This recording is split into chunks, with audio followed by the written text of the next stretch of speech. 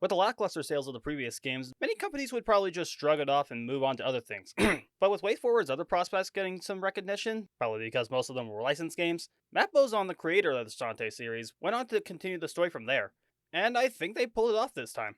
Thanks to Pirate's Curse, it put Shantae, and to an extent indie games, on the video game map, and it also helped that the game was marketed to hell and back, including getting on one of Nintendo Power's covers. Then again, Sonic Chronicles got it covered, so that doesn't really mean anything in terms of quality, I suppose. I really hate this artwork. Now, Pirate's Curse was announced in 2012, the year when the Wii U was about to launch, as well as the 3DS being around for about a year at the time. The game was going to release on the 3DS first, with the game going on the Wii U months later. And it's a stroke of luck that the 3DS actually got better the year after in 2013, otherwise Deja Vu would have hit this game like a half genie's ponytail.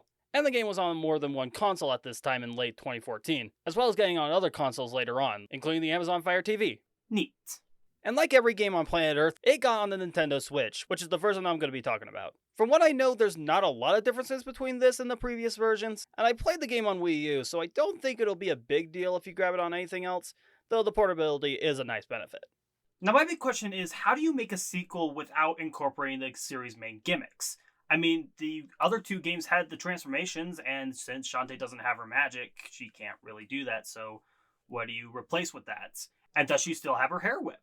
Answering that question now, yes. Yes, she can. We start with an ominous shot of a lone grave. The grave of an evil being calling his servants to retrieve more magic. And if the last game was anything to go by, you might know where this is headed. Mood Whiplash hits as Ammo Baron is wreaking havoc in Scuttletown, and with some ready remarks and a few hair whips, Ammo Baron is taken out and Shantae is given a court summons. Yep, the mayor gave up the rights to the town again to this dickbag, which can make him do whatever the hell he wants, including getting Shantae's hair cut. While Mimic goes to sort everything out at the palace, Shantae takes some marinara in a bathtub that she doesn't even own. And that, my friends, is what I call a booby trap. Ha! Haven't heard that one before, huh? Huh. Ha ha. Jeez, now I need a bath. Risky demands her men and weapons return, despite Shantae's lack of knowledge on her situation, outside of a scared, helpless Tinkerbat trapped in one of Mimic's machines. Just look at this guy. He's so expressive. Just look at that pure, raw emotion. Just breathtaking. Oh, good gracious, what the hell is that? The mysterious dark magic transports the captive buccaneer into a grotesque creature known as the Cacklebat, which is a sign that the pirate master is about to return. Risky goes over to prevent this tragedy. Before then, she gives Shantae the lamp that she used to trap her magic, to collect the dark magic removed from the Tinkerbat. Risky allows Shantae to tag along as long as she collects a map to the Forbidden Isles. And as coincidence may put it, it's at the palace, which allows us to get some good exchanges from Sky and her previously nibbled library card, and also a conversation with a possibly creepy old man leading to the summons being dismissed. Which wasn't the main objective, but hey, two bats with one hair whip, I suppose. And that's where the adventure begins, with the prevention of the Pirate Master, as well as this Ammo Bastard doing his own magic on the newly created Ammo Town. Dickweed. With that said, let's open the manual, shall we? Love the story synopsis for the previous game, and the lovely artwork made for every recurring character. And while on that subject, let's talk about the art design. Nothing on the previous games, their art was serviceable aside from the boobs from the first game, shut up Jayson. And while the character art for Risky's Revenge was good, Pirate's Curse art style is much more appealing in my opinion, as well as the shading being a lot more dynamic, and every character has some fantastic portraits for cutscenes. However, I really don't like this pose that Shantae is making. Just look at her fingers, it just looks like they're just crunched together. Otherwise, I really like the American anime fusion of the designs they're going with. However, the sprites aren't really all that different from Risky's Revenge. In fact, many of the sprites were reused, though you can tell which are new, like whenever you get a new tool, or something as minor as eating food. Anyway, back to the manual. During her adventure, Shantae will set sail and explore a number of islands, including the mysterious Saliva Island, the creepy Spiderweb Island, the spicy Tanlight Island, and more. I mean, a lot more, but still more. Saliva Island involves many tourists, like these students on summer vacation that are looking for a pool, and you certainly give them one. And this couple where the bride turns into stone. A sad time certainly, but I do know a movie that could help your situation. Now we give him a spell that will reunite her. Well, I wasn't wrong. But then we discover the Return of the Dungeons, known as in this game, the Dens of Evil. The name needs work, but these are certainly the best dungeons in the series so far. Every puzzle is pretty clever, and you only need to get one of Risky's weapons. These tools are an amazing replacement for the transformations. And while we start with essentially a long-range hair whip, we do get plenty of fun and useful extensions to Shantae's abilities. Which also makes the bosses really fun to fight, too. I mean, the first dungeon boss is standard, kinda like the Ammo Baron, but at least this has more going on, you martial, moronic meathead. Spiderweb Island has zombies on it, what did you expect? And it does have this part where you need to take Brightly Tops back to her brothers, and everything else is a one-hit kill for you. Thank Lord the live system was abolished, this would have been a nightmare. The Den of Evil here isn't really much to write home about, other than the skeletons, small skeletons, man-eater blobs, and updrafts where you can use the hat that you find in the den, which might add is absolutely fun to use, especially when you get to skip a little bit of the dungeon thanks to a small vertical gain. Also, the Spire Bus really reminds me of Yakuza from Metroid Fusion. Am I the only person? Yeah, maybe. I should also get the main collectibles out of the way. In the shop, not only do you get a gambling arcade cabinet, which I am absolutely balls at, you'll also get potions and pike balls like the previous games, plus you'll also get auto potions that will revive you if you lose all your health, monster milk that increases your strength, bubbles that can protect you from projectiles, and pirate flares that can take you back to Risky's ship.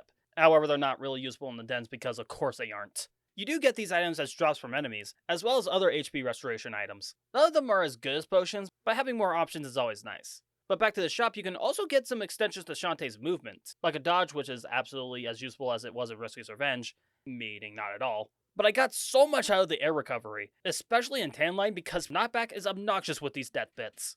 Lastly, like the Cackle Batch, you can locate some Heart Squids, which will give you more health. However, not only do you have to get 4 of them, I love how I complimented the other games for not doing this and they do it here, but you also need to go to the Squid Smiths so that they can absolutely demolish these things so you can get a health extension. Such a needless step, at least Zelda gave you the hearts instantly. Anyway, Tanline Island might be my favorite, not just because of the music, which really isn't a big deal since the game's soundtrack is absolutely godlike, all hail Jay Kaufman, or the fact that you get the scimitar, which is similar to the downstab from Zelda 2, more Zelda references. But you need to get the password for the palace, leaving you to realize the Barracuda, Joe, and Sky are hitting it off, only for her father to turn him into stone. Well, that sucks. And then, here is a spoiler warning, because this is seriously the best part of the game for me. You get to the palace and you actually get mistaken for the queen. You find the other girls who are also mistaken for the queen for some reason, with Risky wanting to wring the leader's neck. I wouldn't really blame her. Only to realize that they looked absolutely nothing like the queen. And it's even better when you come back and he mistakes you for the queen again, only for Shantae to yell at him, most likely wanting to wring his neck too. I mean, again, I wouldn't blame her. I know I get really spoiler heavy with these games, but when you get me to talk about a good game, I really don't want to shut up. Maybe that's why people don't want to watch me. Now, the next island, the Mud Bog Island, is the most interesting island in the game, where pretty much most of its lore is dumped onto the player. Shantae meets the gamers from the first game, who task her to get their coins back. You then meet a girl who looks very familiar, like you've met her before. I don't know, maybe she's Bolo's sister. But then you meet a shadowy silhouette that, I'm not even going to write around this one, is heavily implied to be Shantae's father. Anyway, he tells us to go over to the dungeon, while he goes over to punch the creepy centipede reaper scum face thingy in front of the village of souls, and I beat up the Dagron. Yes, it's called a Dagron. And I frickin' hated this thing. Die in a frickin' hole, you b****. Also, you find Risky's boots around here, and I should love the wordplay, though I'm more complex as to why they're immune to magma. Seriously though, these are my favorite upgrade in the game, if only for them being a good fast travel option, but they also allow Shantae to slice and dice everything around her, like a newly unwrapped blender. And then the shivering cold place with a blimp. I say that because that's all you really need to know about it, but they also introduce another frickin' Baron that kind of looks like Vector that got a honeypot stuck in his head. Kind of makes you wonder what his role is going to be in this series. Like, I can't really imagine what he's going to be. Oh, there he goes. Man, I thought Hypnobaron was pathetic. Anyway, we hit the ending, and with the dark magic and dead squids in our pockets, we get to the Pirate Master's grave, who immediately attacks Risky and takes leave to Sequelland Palace. Also, fun fact, parts of Risky's outfit was actually his skull. When Risky said he hated his mentor, I can think of nothing other than this to say. To me, like the best part of you ran down the crack of your mama's ass and ended up as a brown stain on the mattress. And holy shit, this fight, as well as the final dungeon, is absolutely amazing, but good lord, it's freaking difficult. They allows him to release Risky in exchange for the dark magic, but whoops, it's now transformed into light magic, which allows Shantae to become a half genie once again. And she immediately becomes a weapon of mass destruction. For some reason, she's not really this powerful in the next game. Yeah, I know the monster milk was unnecessary, but I didn't really care. I wasn't going to use this anyway. And it ends from there. Shantae gains her magic back, Risky goes back to her pirate ways, Bolo wallows in his tears for missing Risky again, the zombies move back to the homeland, and everything is right in the world. Oh! Can't believe killing the dog is canon. Anyway, yeah, this is absolutely one of the best Metroidvanias I've ever played. I can highly recommend it if you ever want a good Metroidvania to play. It's got some great visuals, amazing humor, fantastic music. Oh my gosh, Jake Kaufman's soundtrack is just phenomenal. I freaking love his music. This is definitely one of his best works. And yeah, it doesn't have the transformations, but the pirate gear just makes this game so fun and just fast-paced. It's just great, man. If you've never played it, just go and buy it. It's basically on everything at this point. So yeah, all we have left in the Shantae series is Half Genie Hero. Seven Sirens is coming out in a couple of weeks. It's going to be a lot of fun this month. Now, if you excuse me, I'm just going to listen to the Pirates Curse soundtrack for a little bit. I'll see you guys next time. Hey guys, post-edit Jayson here. Just want to let you guys know that this is kind of a new camera setup for the next couple of videos. Not using the old camera. I actually got a new camera ordered not too long ago, but it's not going to come out for another week or two because of the pandemic and stuff. So just want to let you guys know that this is kind of the setup we're using for a little bit. I don't think it's bad quality. I'm just want to let you guys know.